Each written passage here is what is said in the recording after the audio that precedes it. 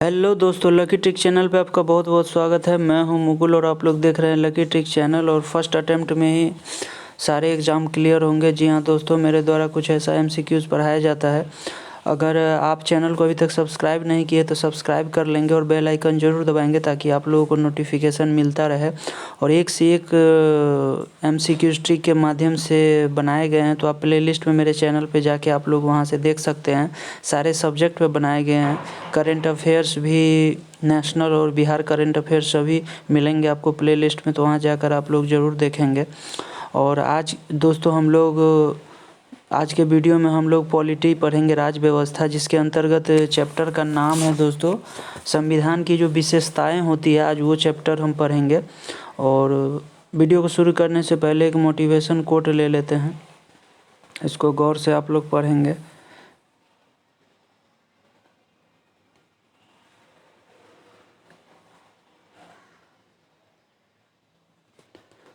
तो चलिए दोस्तों वीडियो को शुरू करते हैं। और जैसा कि जानते हैं कि जब आप लकी ट्रिक चैनल पे वीडियो को पॉलिटी को सर्च करेंगे तो कुछ ऐसा ही आप लोगों को देखने को मिलेगा।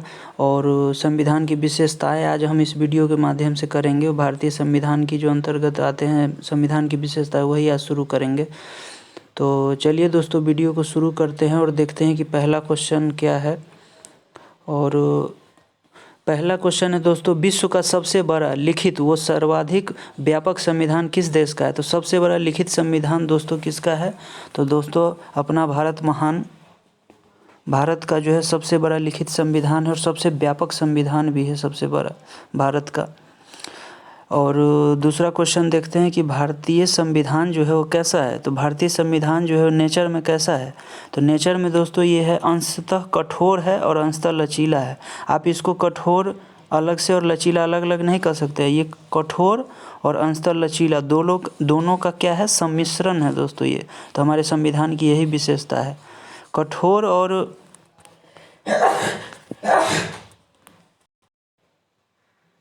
तो दोस्तों अंशतः कठोर और अंशतः लचीला जो है, इसके अंतर्गत आप लोग देखते ही होंगे। अंशतः कठोर और लचीला कहने का मतलब है दोस्तों, इसमें हम आवश्यकता अनुसार क्या कर सकते हैं दोस्तों? संशोधन भी कर सकते हैं। इसीलिए इसको अंशतः कठोर और लचीला कहा गया। कठोर इस मायने में हो जाता है कि जब देश में राष्ट्रपति शासन लगता है तो हमारे देश का संविधान जानते हैं दोस्तों एकात्मक हो जाता है, यानी पूरा कंट्रोल जो है केंद्र के हाथों में हो जाता है। तो इस मायने में कठोर हो जाता है। और लचीला किस मायने में है? क्योंकि हम इसमें आवश्यकता अनुसार संशोधन भी कर सकते हैं, इसीलिए। तो कठोर और लचीला का मतलब आप लोगों को पता हो गया होगा।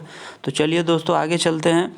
भारत का संविधान किस प्रकार का है? तो अभी हम लोगों ने ऊपर के क्वेश्चन में पढ़ा है, एक तरह से रिपीटेड क्वेश्चन कह सकते हैं। तो ये हो गया नम्य व अनम्य। नम्य मतलब लचीला टाइप का, अनम्य मतलब कठोर टाइप का। तो सेम रिपीटेड क्वेश्चन है, बस इसको शब्द चेंज कर दिया नम्य एवं अनम्य करके। फोर्थ नंबर क्वेश्चन दोस्तों देखते हैं। भारत के संविधान में भारत को माना गया है, तो क्या माना गया है? राज्यों का एक संघ माना गया है। हम सीधा संघ नहीं कर सकते हैं, भारत को क्या कर सकते हैं? राज्यों का संघ कर सकते हैं। यहाँ सभी राज्यों का एक यूनियन बना हुआ है, तो राज्यों का संघ है। पांचवा क्वेश्चन देखते हैं दोस्तों। भारत एक धर्मनिरपेक्ष देश है, इसका क्या तात्पर्य है? तो धर्मनिरपेक्ष देश है कि उस राज्य स्तर पर कोई अपना विशेष धर्म नहीं है, इसीलिए भारत धर्मनिरपेक्ष देश है। किसी राज्य का अपना विशेष धर्म नहीं होता है, यानी धर्मनिरपेक्ष संबंधी मतलब होता है कि धर्म से निरपेक्ष, किसी को धर्म के आधार पर वरीयता नहीं दी जाती है भारत में। 6 नंबर क्वेश्चन दोस्तों देखते हैं। निम्नलिखित कथनों में से कौन सही है? तो कथन में से कौन सही है? तो डी नंबर जो ऑप्शन है दोस्तों, भारत एक संसदात्मक प्रजातंत्र है, तो संसदीय प्रजातंत्र है यहाँ पे। तो क्या हो जाएगा इसका राइट आंसर? डी। भारतीय संविधान के संबंध में कौन सा कथन सही है? तो कौन सा कथन सही है? यह दूसरे देशों के संविधान से क्या है? प्रभावित है। लगभग जितने भी मतलब कह सकते हैं कि ज़्यादातर जो लिया गया है स्रोत, जो कह सकते हैं संविधान में, वो कहाँ से लिया गया है? दूसरे देशों के संविधान से प्रभावित है। कई देशों के संविधानों से सारे चीज़ को निचोड़ के ले करके हमारा एक विस्तृत संविधान इसीलिए कहा जाता है, क्योंकि कई देशों के निचोड़ है हमारे संविधान में। तो निम्नलिखित में से 8वां नंबर है दोस्तों, निम्नलिखित में से कौन सा कथन सही है? तो निम्नलिखित में से कौन सा कथन सही है? तो देख लेते हैं। भारत का संविधान भारत में संसदीय पद्धति की सरकार की व्यवस्था करता है, एकदम सही है। भारतीय संविधान द्वारा स्वतंत्र न्यायपालिका की स्थापना की गई है, ये भी सही है। भारतीय संविधान भारत में विधि के शासन की स्थापना करती है, एकदम सही है। इसका मतलब है ए, बी और सी तीनों सही है, इसीलिए इसका राइट आंसर क्या हो जाएगा, उपर्युक्त सभी। तो 9 नंबर क्वेश्चन देखते हैं दोस्तों क्या कह रहा है। 9 नंबर क्वेश्चन कह रहा है दोस्तों, निम्नलिखित में से कौन सा कथन सही नहीं है, यानी गलत को पहचानना है। तो संविधान के प्रवर्तन के समय से ही संविधान में मूल कर्तव्य शामिल है। देखिए दोस्तों, यही कह रहा है कि ये कथन सही है, नहीं ना सही है। कह रहा है संविधान के प्रवर्तन के समय संविधान के मूल कर्तव्य शामिल है, यानी शुरुआत से ही मूल कर्तव्य शामिल है, नहीं ना शामिल है। क्यों नहीं शामिल है? क्योंकि मूल कर्तव्य को आप लोगों को पता होगा कि स्वर्ण सिंह समिति के सिफारिश पर 42वें संविधान संशोधन 1976 द्वारा इसको जोड़ा गया था। मूल कर्तव्य शुरू से नहीं था हमारे संविधान में, तो इसीलिए ये कथन गलत है। निम्नलिखित में से कौन सा कथन सही है, तो इसमें सही पहचानना है। तो भारतीय संविधान में कई विदेशी संविधान के तत्वों का समावेश किया गया है, तो सही है, एकदम सही है। भारतीय संविधान एकल नागरिकता का प्रावधान करता है, ये भी सही है। अमेरिका में जाएंगे दोस्तों अगर, तो वहाँ पे दोहरी नागरिकता प्राप्त है। एक तो अमेरिका की नागरिकता फुल्ली प्राप्त है, और दूसरा वहाँ जो स्टेट होते हैं वहाँ स्टेट की भी नागरिकता मिलती है वहाँ पे दोस्तों। तो यहाँ पे दो नागरिकता है वहाँ पे अमेरिका में, तो इसीलिए भारत में एकल नागरिकता है, तो ये सही है। भारत में एक ही नागरिकता, सिंगल वन देश की नागरिकता हम लोगों को मिलती है। भारतीय संविधान वयस्क मताधिकार की व्यवस्था करता है, ये भी एकदम सही है। इसका राइट आंसर डी हो जाएगा, उपर्युक्त सभी के सभी कथन क्या है, सही है। भारत का संविधान क्या है?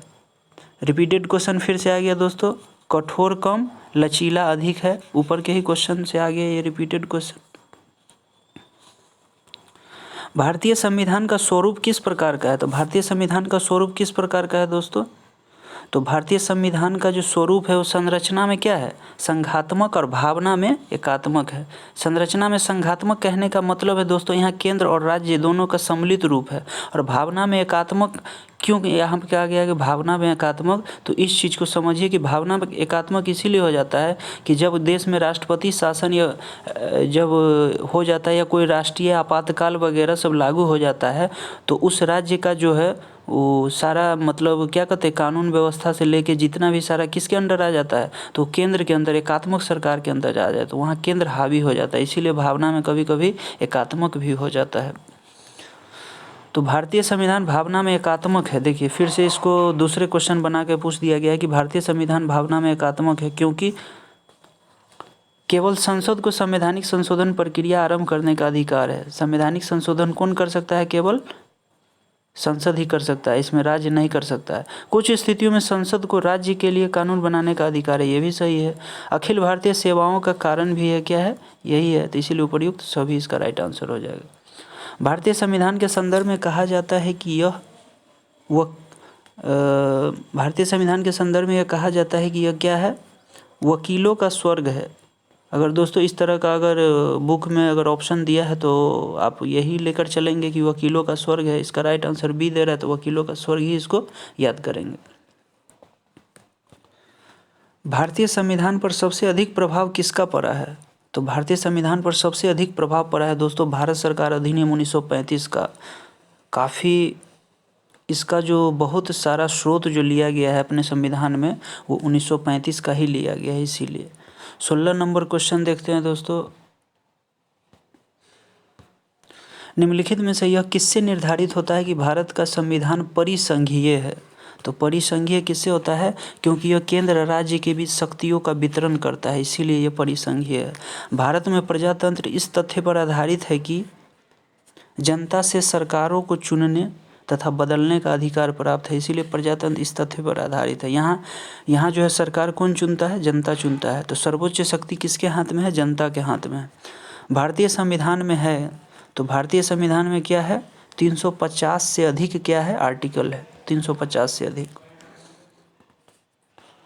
भारत में किस प्रकार की शासन व्यवस्था अपनाई जाती है? तो भारत में जो अपनाई जाती है दोस्तों, ब्रिटिश संसदात्मक प्रणाली अपनाई जाती है, क्योंकि हमारे देश पर ब्रिटिशों ने राज किया था, तो उसी की संसदात्मक प्रणाली जो है वो अपनाई जाती है। भारतीय राजनीतिक व्यवस्था में इनमें से कौन सर्वोच्च है? तो संविधान जो है सबसे ऊपर है हमारे देश में। सर्वोच्च न्यायालय से भी ऊपर कौन है? संविधान है। संविधान है, उसके बाद ही कोई है, तो सबसे ऊंचा संविधान है। सर्वोच्च न्यायालय भी अगर कोई डिसीजन दोस्तों देता है तो संविधान से परे नहीं देता है, संविधान के अंदर ही उनको देना रहता है। तो संविधान को फॉलो करते हुए सर्वोच्च न्यायालय अपना कोई डिसीजन सुनाता है। तो भारतीय संविधान के बृहद होने का क्या कारण है, बड़ा होने का क्या कारण है? अभी मैंने पढ़ाया दोस्तों, इसमें संघ और राज्य दोनों सरकारों का संविधान है। इसमें बहुत ज़्यादा डिटेल किया गया है केंद्र राज्य दोनों का, तो इसीलिए विस्तृत हो जाता है। भारतीय संविधान का अभिभावक किसे कहा जाता है, यानी इसको भारतीय संविधान का अभिभावक मतलब कहा जाता है दोस्तों, गार्जियन किसको कहा जाएगा, तो किसको कहा जाता है, सर्वोच्च न्यायालय को। भारतीय संविधान का अभिभावक किसे कहा जाता है, सर्वोच्च न्यायालय को, क्योंकि यही व्याख्या करते हैं कि सही क्या है और गलत क्या है, और मौलिक अधिकारों से लेकर जितने भी इश्यूज होते हैं वो सभी के डील सर्वोच्च न्यायालय और उसके नीचे कौन, उच्च न्यायालय भी करता है। तो अभिभावक के तौर पर कोई भी चीज़ होता है मूल अधिकार से हनन से संबंधित, तो हम लोग कहाँ जाते हैं, सर्वोच्च न्यायालय। तो इसी तरह ये अभिभावक का काम करता है। भारत में वयस्क मताधिकार की उम्र सीमा क्या है, तो उम्र सीमा वयस्क मताधिकार की क्या है, 18 वर्ष है। पहले दोस्तों क्या हुआ करता था, 21 वर्ष हुआ करता था, 21 वर्ष हुआ करता था। और ये किस संवैधानिक संशोधन के तहत 21 वर्ष से घटाकर 18 वर्ष कर दिया गया है, तो आप लोग ये भी थोड़ा जान लेंगे। 61वां संविधान संशोधन जो था उसके तहत जो किया गया था, वयस्क मताधिकार की उम्र सीमा 21 से घटाकर 18 कर दिया गया था। भारतीय संघीय व्यवस्था की एक विशेषता क्या होती है, तो भारतीय संघीय व्यवस्था की एक विशेषता क्या होती है, तो संविधान की सर्वोच्चता। ऊपर ही हम लोगों ने पढ़ा था, संविधान से ऊपर कोई नहीं। भारत के संविधान में संघीय शब्द की जगह किन दो शब्दों को स्थान दिया गया है, संघीय शब्दों की जगह किस शब्दों को स्थान दिया गया है, तो राज्यों का संघ। अभी बताया दोस्तों, फुल्ली तरह से हम संघ नहीं कह सकते क्योंकि यहाँ राज्यों का सम्मिलित रूप है, इसीलिए राज्यों का संघ कहेंगे।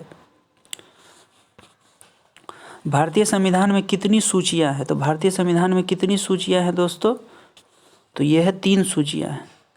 3 सूचियाँ कौन कौन सी है, तो आप लोगों को पता होगा, संघ सूची, राज्य सूची और समवर्ती सूची होता है ना, तो समवर्ती सूची।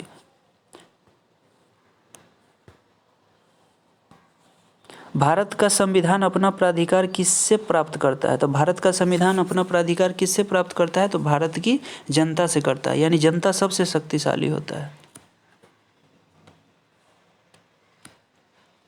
भारत में वैध प्रभुसत्ता किसमें निहित होती है, तो भारत की वैध प्रभुसत्ता किसमें सम्मिलित होती है दोस्तों, ये संविधान में। भारतीय संविधान की संरचना किस प्रकार की है, तो भारतीय संविधान की संरचना किस प्रकार की है, कुछ एकात्मक कुछ कठोर। ये 3-4 बार रिपीटेड हो गया ना दोस्तों क्वेश्चन, तो खैर कोई बात नहीं, जितना बार हम लोग देखेंगे उतना बार अच्छा है, याद हो जाएगा। तो ये 3-4 बार रिपीट कर दिया इस क्वेश्चन को, बस अलग अलग शब्दों में उसको दे दिया गया है। 30वां नंबर क्वेश्चन देखते हैं कि भारत के संविधान के अधीन निम्नलिखित कथनों में से कौन सा कथन सही है, तो इसमें से देखना है कि कौन सा कथन सही है। तो 30 है दोस्तों, तो देखते हैं कौन कौन सा कथन सही है।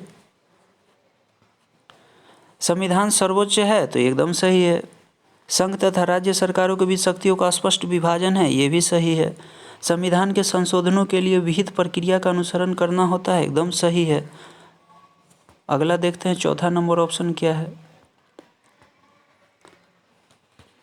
संघ की संसद तथा राज्य विधानसभाएं संप्रभु है, तो ये क्या है दोस्तों, ये नहीं होगा।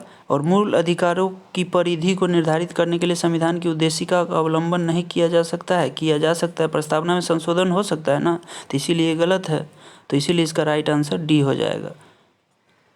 इसका कहने का सेंस था कि प्रस्तावना में संशोधन हो सकता है या नहीं हो सकता है, तो दोस्तों आप लोगों को पता होगा प्रस्तावना में संशोधन हो सकता है। और क्यों हो सकता है, तो आप लोगों को एक चीज़ मैं याद दिला दूं यहाँ पर कि प्रस्तावना में जो समाजवादी, धर्मनिरपेक्षता और अखंडता जो शब्द जोड़ा गया था वो क्या था, संविधान के संशोधन हुआ था तभी तो जोड़ा गया था। और ये किस अनुच्छेद के तहत जोड़ा गया, किस संवैधानिक संशोधन के तहत जोड़ा गया था, धर्मनिरपेक्ष, समाजवादी और अखंडता। तो ये दोस्तों आपको याद होना चाहिए, काफ़ी इंपॉर्टेंट है ये। 42वें संविधान संशोधन 1976 द्वारा इसको क्या किया गया था, इंस्टॉल किया गया था प्रस्तावना में। इससे और ज़्यादा ताकत मिल गई थी प्रस्तावना को। निम्नलिखित और उद्देशिका जो है दोस्तों, उद्देशिका प्रस्ताव जो है वो तैयार किसने किया था, पंडित जवाहरलाल नेहरू ने। यहाँ पे एक एक्स्ट्रा नॉलेज आप लोग ये भी रखेंगे, इसी उद्देश्य प्रस्ताव को हम लोग दूसरा नाम क्या जानते हैं, प्रस्तावना। तो उद्देशिका को ही प्रस्तावना कहते हैं। उद्देशिका को जवाहरलाल नेहरू उद्देशिका के नाम से लाए थे, लेकिन इसी को हम लोग क्या जानते हैं, प्रस्तावना। अब 31 नंबर है दोस्तों, लिखित संविधान की अवधारणा को सर्वप्रथम कहाँ जन्म लिया। लिखित संविधान की अवधारणा सबसे प्रथम कहाँ पे जन्म लिया है, तो लिखित संविधान की अवधारणा जो है वो फ्रांस में सबसे पहले जन्म लिया है। लिखित संविधान की अवधारणा। निम्नलिखित में से कौन सा एक भारतीय संविधान का दर्शन नहीं है, तो दर्शन नहीं है कौन सा, साम्यवादी राज्य। समाजवादी तो है, कल्याणकारी भी है, राजनीति भी है, लेकिन साम्यवादी नहीं है। संविधान का दर्शन क्या है, साम्यवादी। साम्यवादी दोस्तों यहाँ कहने का सेंस है साम्यवादी, कम्युनलिज्म की जो बात आती है वही है साम्यवादी यहाँ पे, जिसके सबसे बड़े प्रवर्तक रहे हैं पूरे विश्व में। कार्ल मार्क्स को आप लोग जानते होंगे, जर्मनी के। भारतीय संविधान अर्ध संघात्मक है, इसमें कथन और कारण दिया हुआ है, तो इसको पहचानना है।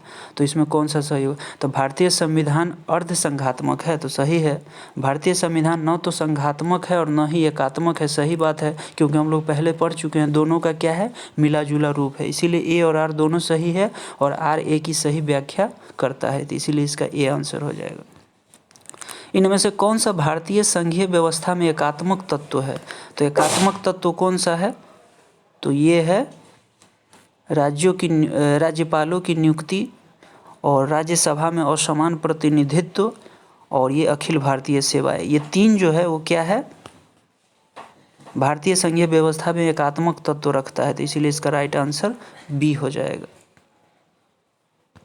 भारत में राजनीतिक व्यवस्था के मूलभूत लक्षण हैं, तो मूलभूत लक्षण क्या है दोस्तों, यह एक लोकतांत्रिक गणतंत्र है, सही है। इसमें संसदात्मक रूप की सरकार है, ये भी सही है। सर्वोच्च सत्ता भारत की जनता में निहित है, ये भी सही है। यह एकीकृत शक्ति का प्रावधान करती है, नहीं, इसीलिए ये गलत हो जाएगा, इसलिए इसका राइट आंसर बी हो जाएगा। अब देखते हैं दोस्तों 36 नंबर क्वेश्चन, निम्नलिखित में से कौन सी विशेषता भारतीय संघ और अमेरिकी संघ दोनों में साझी है। भारतीय और अमेरिका दोनों में साझी है, तो ये कौन सा है दोस्तों, संविधान की व्याख्या के लिए एक संघीय उच्च न्यायालय की व्यवस्था है, ये दोनों में आप लोगों को पता ही होगा, बाद बाकी ये सब नहीं है। निम्नलिखित में से कौन भारतीय राज्य व्यवस्था में सर्वोच्च है, तो भारतीय राज्य व्यवस्था में सर्वोच्च मैंने पहले भी बताया था, संविधान से ऊपर कोई नहीं, संविधान को सर्वोच्च माना गया है। भारतीय संविधान का आप किस प्रकार वर्णन करेंगे, तो भारतीय संविधान का हम लोग वर्णन किस प्रकार करेंगे, विश्व के सबसे विस्तृत संविधानों में से एक है, इसलिए इसका राइट आंसर सी हो जाएगा। 39 नंबर क्वेश्चन और इस चैप्टर का सेकंड लास्ट क्वेश्चन दोस्तों, भारत का संविधान मान्यता प्रदान करता है, क्या मान्यता प्रदान करता है, धार्मिक व भाषाई अल्पसंख्यकों को क्या करता है, मान्यता प्रदान करता है। और 40 नंबर है, किसने कहा था भारत एक अर्ध संघात्मक राज्य है, किसने कहा था, ये स्टेटमेंट किसका है, तो ये कहा था केसी हुइयर ने। केसी हुइयर जो है उन्होंने कहा था कि भारत एक अर्ध संघात्मक राज्य है। तो उम्मीद करता हूँ दोस्तों एक्सप्लेनेशन आपको काफ़ी पसंद आया होगा, और कुछ अलग ही अंदाज में अगर आप लोगों को बताया गया होगा। अगर पसंद आए तो चैनल को ज़रूर सब्सक्राइब करेंगे और लाइक कमेंट ज़रूर करेंगे और बताएंगे वीडियो आपको कैसा लगा। तो चलिए दोस्तों मिलते हैं नेक्स्ट वीडियो में, तब तक के लिए जय हिंद जय भारत।